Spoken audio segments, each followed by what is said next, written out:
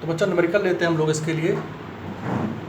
हमारे पास न्यूमेरिकल है propagation of error का ही है, जो भी हमने कल लास्ट में ख़त्म किया। ए फिजिकल क्वांटिटी न्यूमेरिकल है, a physical quantity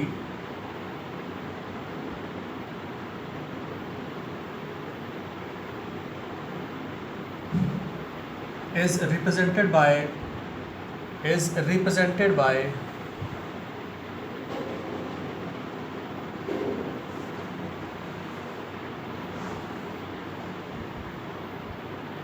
is represented by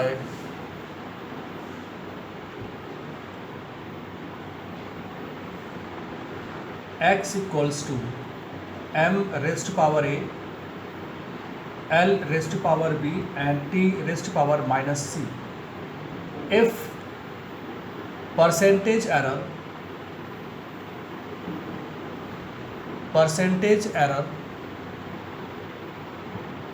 in the measurement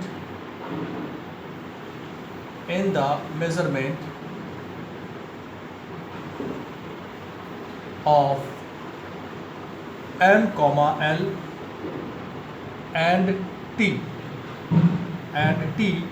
are alpha, beta and gamma respectively,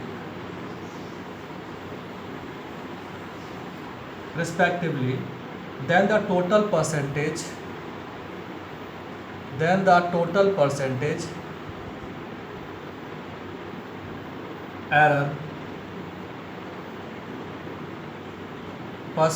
error is option A alpha A plus beta B minus gamma C, B option alpha A plus beta B plus gamma C, C option alpha A minus beta B minus gamma C, the last option 0. Note down question.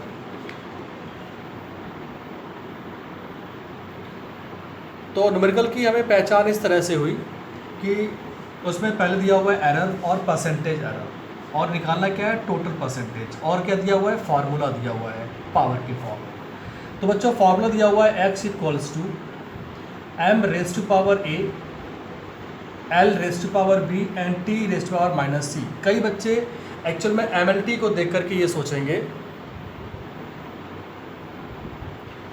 MLT को देखकर बच्चे ये सोचेंगे कि ये तो dimension का formula है, बस यही कन्फ्यूजन वाला है। लेकिन आगे भी आप बढ़िए तो ये एक सिंपल कोई एक फार्मूला किसी का दिया हुआ है, किसी फिजिकल क्वांटिटी का हो सकता है, इसमें डायमेंशन निकालने का तो पूछा नहीं है, तो हम इसमें सिंपल सा एक एरर फार्मूला यूज़ करेंगे। तो कन्वर्ट इन या change in error formula, change in error formula,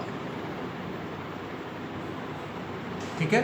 हमने बताया था कि कोई भी अगर एरर फार्मूला चेंज करते हैं तो बच्चों पहले ये क्वांटिटी या रिजल्ट दिया हुआ है डेल x अपॉन x, ये जरूर ध्यान दीजिएगा, और del m upon m into power क्या है बच्चों a, ये हमने डायरेक्टली चेंज किया, ठीक है, plus del l upon n into b plus, ध्यान दीजिएगा एरर में माइनस नहीं होता है, एरर में माइनस नहीं होता है, तो हम c लेंगे विदाउट माइनस के, and del t plus c into del t upon t, ये हो गया change in error formula. But हमें निकालना है परसेंटेज, और परसेंटेज फार्मूले के लिए हमें क्या करना पड़ेगा, इस डेल x अपॉन x को 100 से मल्टीप्लाई करना पड़ेगा as a rule. Percentage error का आप देख सकते हैं, जहां हमने आपको 3 फार्मूले बताए थे, absolute error, relative error and percentage error. तो ये तो दिया हुआ है आपका रिलेटिव एरर, इसको हमें चेंज करना है परसेंटेज एरर में, तो हमें इसको 100 से मल्टीप्लाई करना पड़ेगा। तो बच्चों अगर आपने इसमें 100 का मल्टीप्लाई किया तो बाकी सब में भी तो 100 का मल्टीप्लाई करना पड़ेगा। तो ये हो जाएगा a del M upon M into 100 plus B del L upon L into 100 plus C del T upon T into 100। ठीक है, तो बच्चों ये कन्वर्ट हो गया A into m% plus B into L% plus C into T%। और numerical में बच्चों इन सभी परसेंटेज की वैल्यू गिवन है in terms of alpha beta and gamma. ठीक है, तो इसे आप लोग नोट कर लीजिए।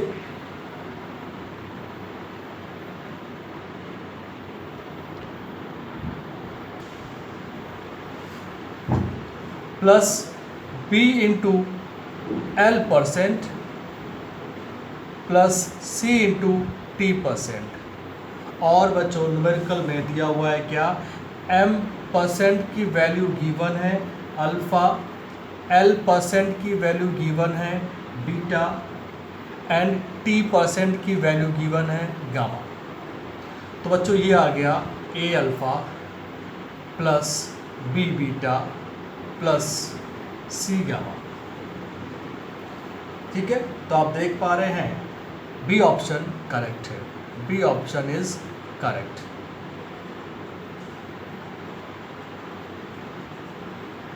इसे नोट कर ले।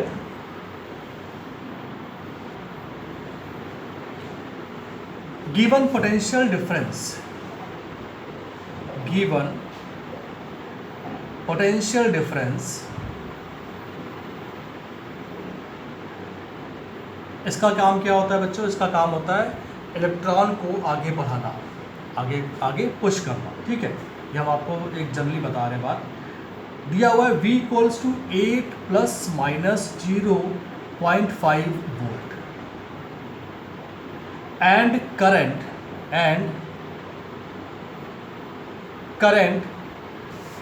गिवन है, एंड करंट गिवन है I equals to 2 plus minus 0.2 ampere. ठीक है, so the value of resistance R in O। Options 4 plus minus 16.25%, B 4 plus minus 6.25%, C option 4 plus minus 10% and D option 4 plus minus 8%। ठीक है, तो इसका मतलब ये हो गया कि हमें जो रेजिस्टेंस निकालना है वो भी इसी टर्म्स में ही निकालना पड़ेगा जिस टर्म्स में हमें ये सारी वैल्यूज़ गिवन है। The value of resistance are, ठीक है, हमें इसी टर्म्स में निकालना है। किस टर्म्स में, प्लस माइनस के साथ में। तो यानी कि ये तो ऑप्शन तो आपके ख़त्म ही हो गए, परसेंटेज वाले ख़त्म हो गए। नहीं, ऑप्शन तो हमारे पास सारे परसेंटेज में आ रहे हैं। ठीक है, तो हम इसको परसेंटेज में ही निकालते हैं। ठीक है, चलिए परसेंटेज आई थिंक यहाँ पर गलत दे दिया, नहीं निकालना है, परसेंट निकालना है। ठीक है, तो हमारे पास परसेंटेज निकालना है, तो इसको आप नोट कर लीजिए, फिर हम इसको सॉल्व करते हैं। हमें इस वाले फार्मूले को चेंज करना पड़ेगा एरर फार्मूले में। बहुत ही आसान है, देखिए del I upon I equal to del V upon V plus del R upon R. ओफो, एक मिस्टेक हो गई, हमें निकालना था आर, तो हमें निकालना आर, हमने लिखा हुआ आई की वैल्यू। यहाँ चेक कर लीजिएगा एक बार फिर से, हम करंट क्यों निकाल रहे हैं, हमें तो निकालना है रेजिस्टेंस। ये होता है जल्दीबाजी। तो R equals to V upon I. ठीक है, वही मिस्टेक कर दी फिर से,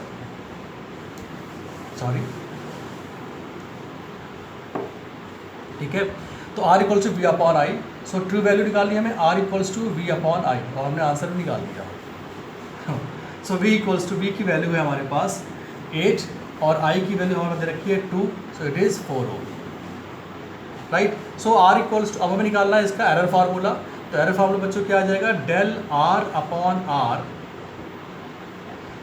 upon R equals to del V upon V plus del I upon I। ठीक है, यहाँ तक तो सही है। एक बार फिर से चेक कर लीजिए, V equal to I R, so R equals to V upon I, then the real true value of the resistance is R equals to V upon I या 8 अपॉन 2, राइट, 4 ओम। अब हमें निकालना है error value in resistance, but ये तो आई आपकी relative error, हमको निकालना है percentage error. So del R upon R multiply with 100, तो हमें इसमें भी चेंज करना पड़ेगा क्या, डेल V अपॉन V, ठीक है, into 100 plus del I upon I into 100, ठीक है, इंटू 100। तो चलिए भाई वैल्यू पुट कर दें। तो देखो बच्चों, हमारे पास डेल R की वैल्यू अगर हम देखते हैं न्यूमेरिकल में, ये तो दिया ही हुआ है, ठीक है, एंड डेल V यहाँ से स्टार्ट करते हैं, ठीक है। तो देखो डेल V अगर आप देखते हैं न्यूमेरिकल में, तो डेल V की वैल्यू हमारे पास दे रखी है 0.5 और V की वैल्यू दे रखी है इन्होंने शुरुआत में true value 8 into 100 plus del I दे रखा है इन्होंने 0.2, ठीक है, और I दे रखा है इन्होंने 2 इंटू 100। तो बच्चों अगर आप इसको सॉल्व करेंगे, ठीक है, तो देखिए क्या आता है, आप सॉल्व करिएगा।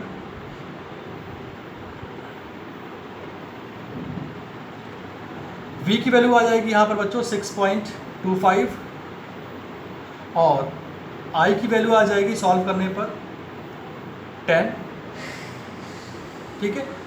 तो आप इसको ऐड कर लें तो यह आ जाएगा 16.25%, ठीक है। Then answer will be, then answer is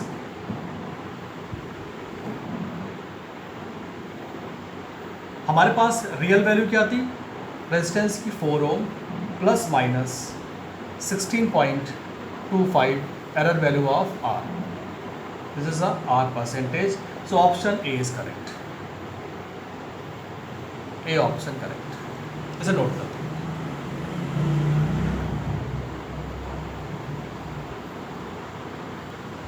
तो बच्चों न्यूमेरिकल आपने पढ़ा होगा, अगर आपने क्लास 10th में नकली क्लास गए होंगे तो आपने रे ऑप्टिक्स पढ़ा होगा, है ना। तो the focal length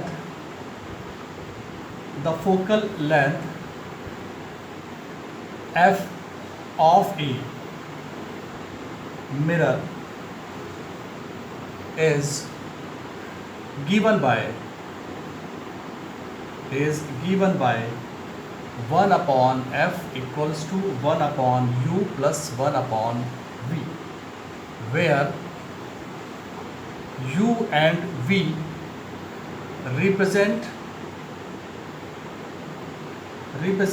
object and image distance,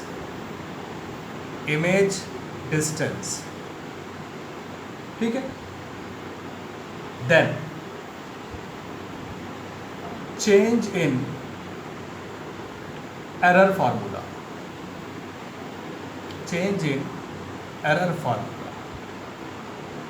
right. अब इसके ऑप्शंस बहुत बड़े बड़े हैं, तो इसके ऑप्शंस हम सब नहीं लिख पाएंगे, हम केवल आते हैं फाइनल आंसर पर आते हैं, ठीक है। ये आपने फार्मूला अगर नहीं पढ़ा होगा तो क्लास 12th में NCERT में है और क्लास 11th में आपके CET में है। सॉल्व करते हैं, तो सॉल्व कैसे करते हैं देखिए, 1 upon f equals to 1 upon u plus 1 upon v, तो ये आ जाएगा uv, ऊपर आ जाएगा u प्लस v, आप इसे 1 अपॉन f करके सॉल्व कर सकते हैं, right. Then f equals to uv upon u plus v, right. अब आपको समझ में आ रहा होगा कि एक फार्मूला बन करके आ गया। नाउ अब हम इसे चेंज करते हैं। तो देखो बच्चों, अब देखो ये पहला, इसमें भी 2 नंबर हैं, वेरिएबल्स हैं और नीचे वाले में हम केवल एक ही वेरिएबल इसको काउंट करेंगे, क्योंकि ये प्लस में है, मल्टीप्लाई में थोड़ी है, ये एक ही काउंट करेंगे। तो आप कह सकते हैं x, y और ये z, ध्यान देना बच्चों, x, y और ये z, ठीक है। अब हम मन में तो इसको रखेंगे लेकिन सॉल्व इसको करेंगे। तो देखिए बच्चों कैसे चेंज करते हैं, ये आया हुआ है इसलिए हम आपको सॉल्व करा रहे हैं। डेल f अपॉन f, ये तो सभी जानते हैं,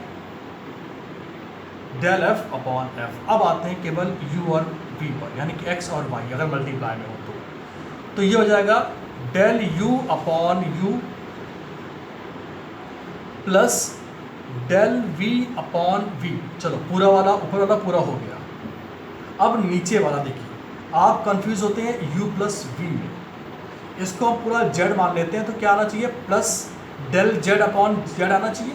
तो वैसे यहाँ पर भी आएगा प्लस डेल, इसको नीचे लिखते हैं, दिखेगा नहीं, plus del u plus v, ये डेल दोनों के लिए ही है, del u plus del v whole upon u plus v।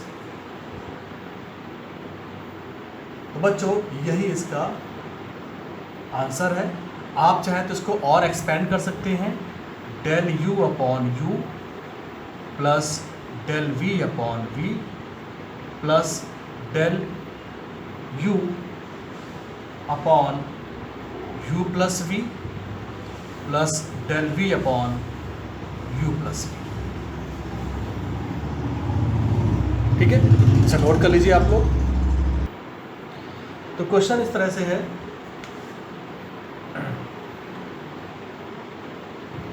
if force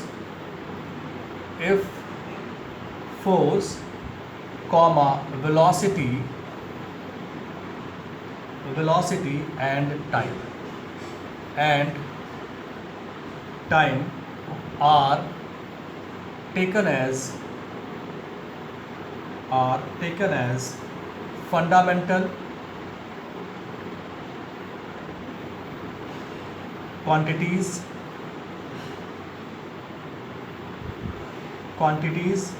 find the dimension of work, find the dimension of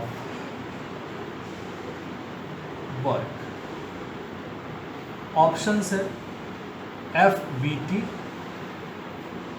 second option है F V T square force velocity time, C option है F zero V T minus one and D option है F V square T minus one, ठीक है।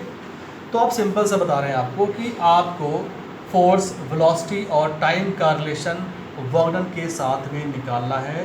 सो बहुत easy है ये, क्या करेंगे, W प्रोपोर्शनल टू F, ठीक है, F raise to power A, B raise to power B and T raise to power C, ठीक है। हम इसकी डायमेंशन कंपेयर करके निकाल लेते हैं और हम इसको सॉल्व करते हैं। तो आप लोग फटाफट इसको नोट कर लीजिए एक बार।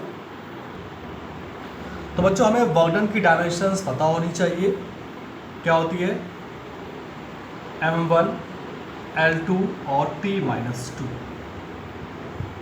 देखो कैसे हम शॉर्टकट में करने जा रहे हैं इसको। प्रोपोर्शनल टू, हमें फोर्स की डायमेंशन पता होनी चाहिए, m1, l1 and t minus two. ma होता है ना, ma तो मास किलोग्राम मीटर पर सेकंड स्क्वायर, ठीक है, power A, and velocity L1 t minus one power b and time simple t1 power c। अब हम इसको आपस में मिक्स कर लेते हैं।